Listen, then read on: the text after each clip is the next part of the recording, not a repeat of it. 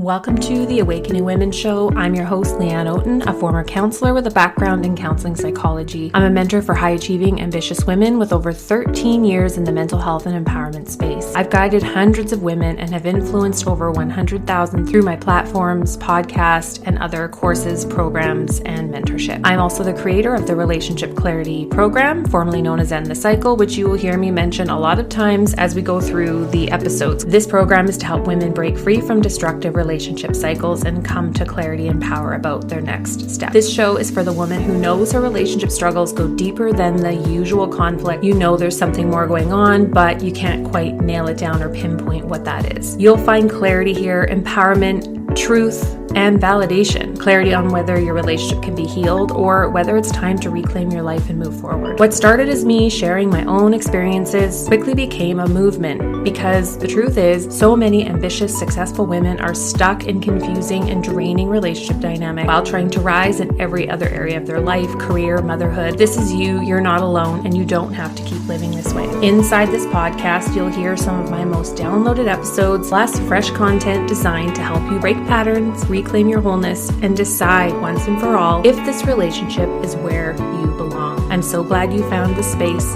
Let's dive in. Welcome to this edition of the Awakening Women podcast. In this episode, I want to talk about something that has come up in every single cohort or private client work that I have done over the last 6 years. And that is when they get to a point of having clarity that they're exiting the relationship, their man does a complete 180. And then what happens during that 180 every time is that they back off of the plan that they were putting together to exit. They pull back the reins on the process as far as they've gotten with the divorce planning. And they pause and they wait. And so I've been supporting women inside the collective who are experiencing this stage. And what it really comes down to when we're talking about this from the self-sourced, powerful woman lens, a woman who is truly in her power and understands her worth and understands that she is truly an amazing person. She's an amazing person to be in a relationship with because she works on herself. She's a good person. She wants to do good. She wants to be a good partner. She's self-growth oriented. She works on her mindset, her spirituality, her health. Like you have something that is amazing. And what you want is a partner that meets you at your level. But when we're not seeing ourselves truly from that self-concept, from that lens, from that identity, then what we're doing when we stop moving toward what we know is within our best interest because we have not been respected, cherished, protected, we're saying that I'm waiting here for you to choose me. This is little girl energy. This is from not being chosen as a child in some way. It starts in childhood. And when we are in that choose me energy, we are not in our power. We're just saying, all right, I'll wait around to let you just continue to mistreat me as you've shown me you will before.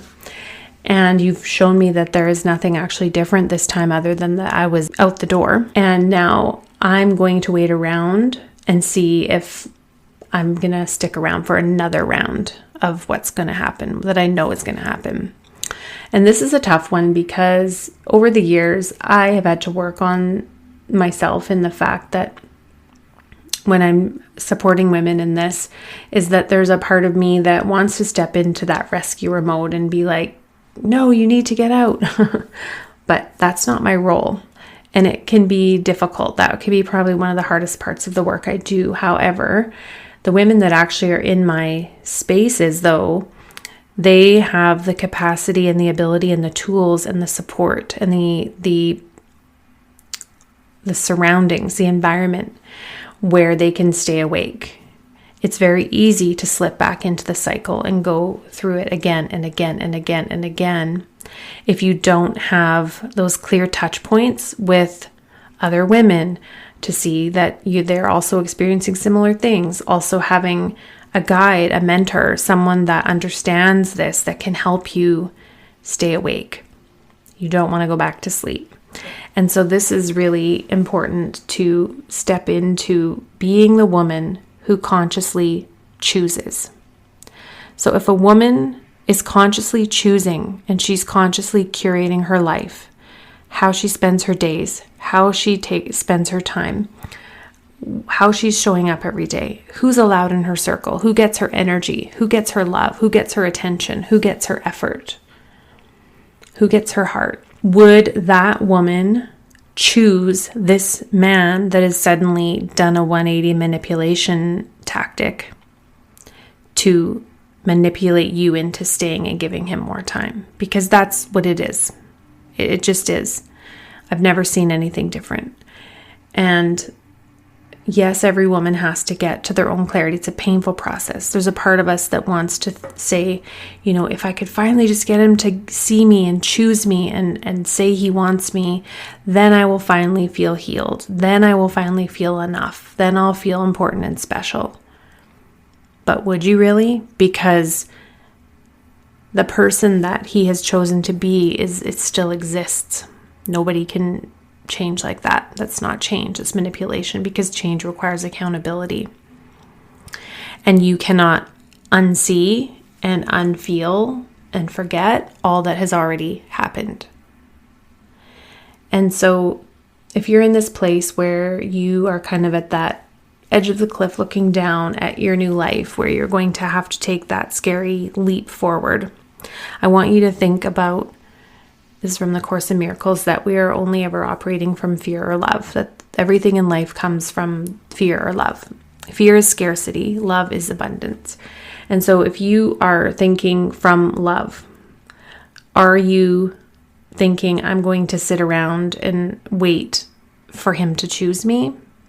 Or is that coming from fear of regret, fear of being wrong, fear of making a mistake, fear of being blamed, fear of feeling at fault? Because we're only ever operating from one at a time. So if you are operating from the fear, we have to realize that the fear is illusion and that nothing real can be taken from us. So that means that love is where we want to be putting our focus. Self-love, even love for the other person. If you care about them, but they are hurting you, you can have love for someone that is hurting you. You can love them for the history. You can love them for being the father of your children and what you've shared together, which is a lot of times a lot of things. If it's been a longer term marriage, you can still hold that, but also know that you deserve so much better, which is moving into love instead of, what if I don't get anything better? What if I get worse? What if I find someone worse than what I have? That is from fear. That is scarcity thinking. Whereas abundance thinking is, I've got me. No matter what happens, I will always have me.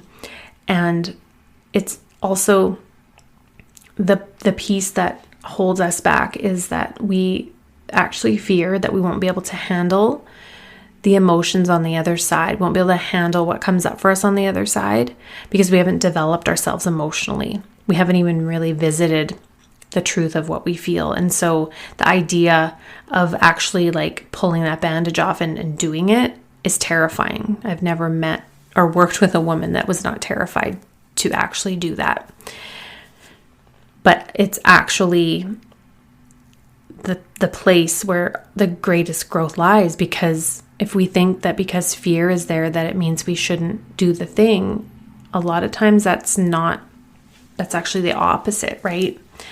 Is that if you're absolutely terrified that you think you won't survive without someone, but you know that they are hindering you, that they are impacting you, then you're not operating from love.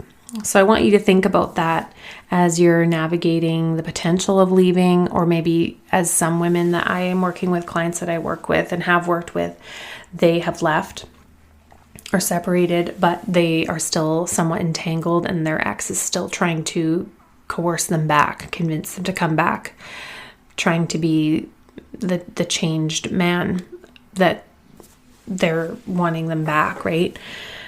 That can happen oftentimes as well. So if you're in that place where you have already separated and you're wondering, should I move back? Should I Should I do this? Go backwards?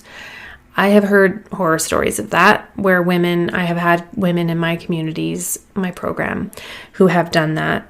And they just said that it just got worse and worse and worse once they did that. And then they had to start all over again from the very beginning to get themselves out of that. So remember that in life, everything is choice. So you can choose to wait around to be chosen, or you can be the conscious chooser. And if you would like support with this as you are navigating this stage, this is exactly what I do in my one-on-one mentorship, where I guide women through this process to stay awake, to stay strong, to keep their boundaries up, to keep forging forward despite the fear that comes up, so that they can finally break the cycle for good. To find out more about that, you can reach out to me at Awakening Women Official on Instagram, or you can head to my website, leanneoaten.com, and click the Work With Me tab to find out more about ways that you can get support with me. All right, bye for now.